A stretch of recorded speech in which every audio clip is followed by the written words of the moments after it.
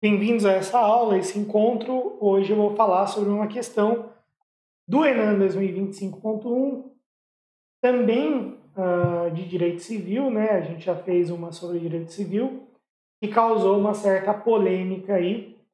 E vamos ver se eu consigo ajudar nesse ponto, tá? Eu vou deixar uns artigos aqui na minha mão, não tinha deixado. Mas a questão é que a gente tem uma permuta, né? No caso, a gente tem uma permuta que é uma espécie de compra e venda e uma evicção, certo? Então é isso que a gente tem nesse caso. Vamos analisar, já dei uma prévia, né? Então a gente tem uma permuta, evicção e aí a gente tem um outro porém aí para a gente chegar na conclusão final. Danilo havia emprestado seu automóvel Y, tá? Para Elias, seu cunhado. Embora Elias tenha seu próprio automóvel X, o de Danilo com tração nas 4 rodas era muito mais eficiente para o trabalho de Elias no ambiente agrário. Então, beleza. Então, um tem tração nas 4 rodas, outro não tem. Beleza. Diante disso, Elias propôs a Danilo que, em lugar de lhe devolver o automóvel Y, com o que tem a tração nas 4 rodas, dar-lhe a propriedade do imóvel automóvel X. Então é uma permuta. Como não usava tração nas 4 rodas, Danilo aceitou a proposta, acreditando estar fazendo um bom negócio. Até porque o automóvel X era mais valioso do que Y. Certo? Então, ele está recebendo algo mais valioso, certo? A transferência do veículo foi feita no mesmo instante. Alguns dias depois, Danilo foi parado em uma blitz policial porque o automóvel X era roubado. Então, o que o Elias deu na troca era um automóvel roubado. E o veículo foi imediatamente apreendido. Assinale a opção que indica corretamente o que Danilo pode exigir de Elias, além da indenização por prejuízos sofridos. Eu não deixei tudo aqui prontinho, mas vamos lá. A gente tem o que aconteceu com o Danilo, que recebeu o automóvel X que era roubado, é uma evicção. Que no artigo 447, fala que nos contratos onerosos o alienante responde pela evicção. Inicialmente se entendia pela evicção ser apenas em âmbito de decisão judicial transitada em julgado, mas já tem entendimento do STJ no sentido de que decisão administrativa, como é a apreensão do veículo, também pode caracterizar a evicção. E o artigo 450 fala que, salvo estipulação em contrário, tem direito evicto, além da restituição integral do preço ou das quantias que pagou. Veja, o artigo fala expressamente preço ou quantia. Então, aqui a gente tem uma diferenciação entre o que é preço e o que é valor numerário, em dinheiro. Então, a partir do momento que o Código Civil fala preço ou quantia, ele não fala só quantia ou só preço, a gente consegue destacar que preço é uma coisa. Preço pode ser, eu te dou 50 sacas de café, né, os exemplos de livro, né? Eu te dou 50 sacas de café, você me dá 2 cabeças de gado, não é isso? Esse é o preço da nossa permuta, certo? Então, quer dizer que preço não se confunde com valor monetário, não se confunde com dinheiro. Porque se fosse assim, não teria necessidade do artigo 450 falar em restituição integral do preço ou das quantias que pagou. Aí tem indenização dos frutos, indenização pelas despesas dos contratos pelos prejuízos e custos judiciais do advogado, tal. Aí tem a evicção parcial, que não é o nosso caso, tá? E aí a gente vai pular as regras de evicção parcial. O artigo 533 do Código Civil fala da troca ou permuta.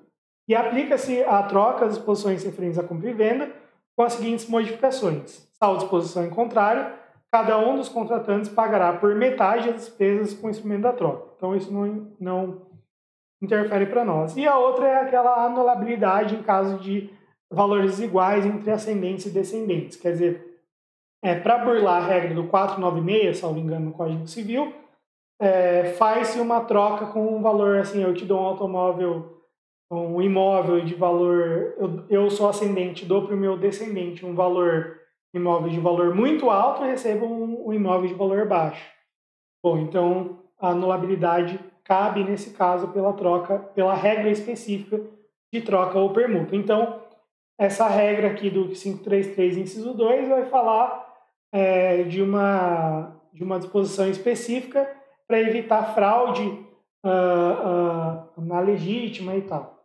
Então, nenhuma das regras específicas do 533 vai ser aplicável para a gente no nosso caso aqui. E aí, o que ele pode exigir? O valor de mercado do automóvel X. Qual que é o automóvel X? É o automóvel que ele recebeu, que o Danilo recebeu, do Elias, seu cunhado, que trocou o veículo roubado, certo? A outra opção, outro automóvel com as mesmas características do X, que seria mais ou menos a mesma coisa, que aqui seria o equivalente e não a quantia, certo? C, o preço que Elias pagou pelo automóvel X. Então vai ter que ver lá o veículo quando o Elias pagou pelo automóvel X e receberia esse valor. Não dá para saber quando o Elias comprou, então acho que é uma regra muito inaplicável aqui para nós. O valor de mercado do automóvel Y, que é o que ele deu, né, na troca, e o automóvel Y de volta. E aí é que a gente tem a diferença entre preço e quantia. Tá? Beleza. O que a banca falou? A banca falou que, em relação à questão número 58, o gabarito é a E, o automóvel Y de volta. Certo? Então, essa aqui é a alternativa correta. Vamos explicar por que ela está correta? Bom, em primeiro lugar, a gente não confunde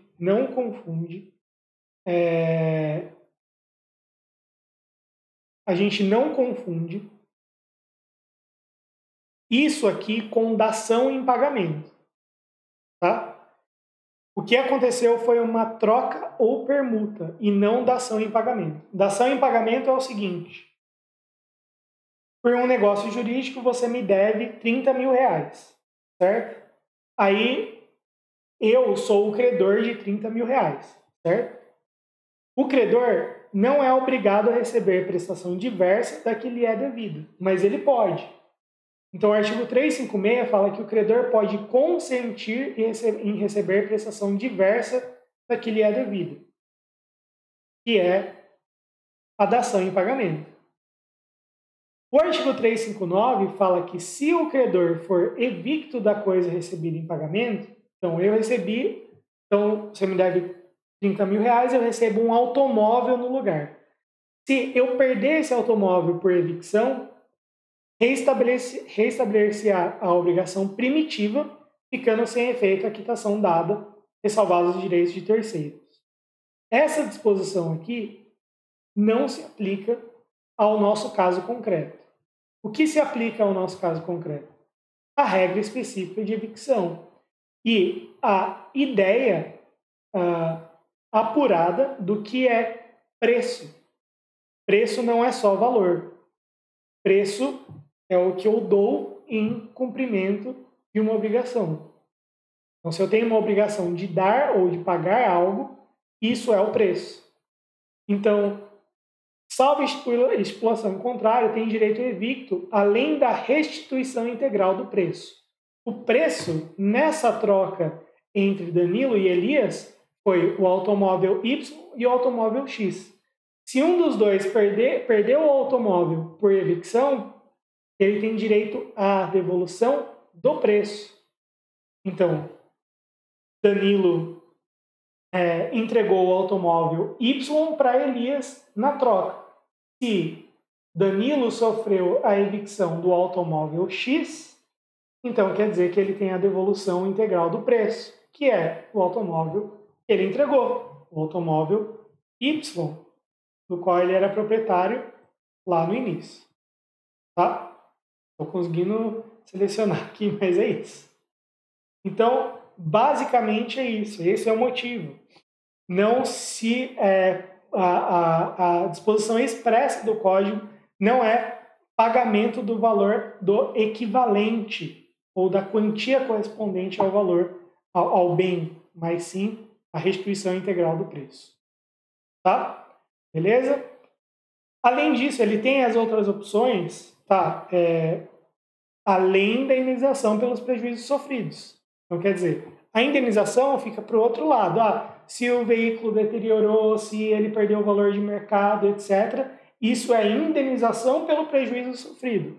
Agora, além disso, é a devolução integral do preço. Certo? No mais, é isso. Espero que vocês tenham gostado e a gente se vê na próxima.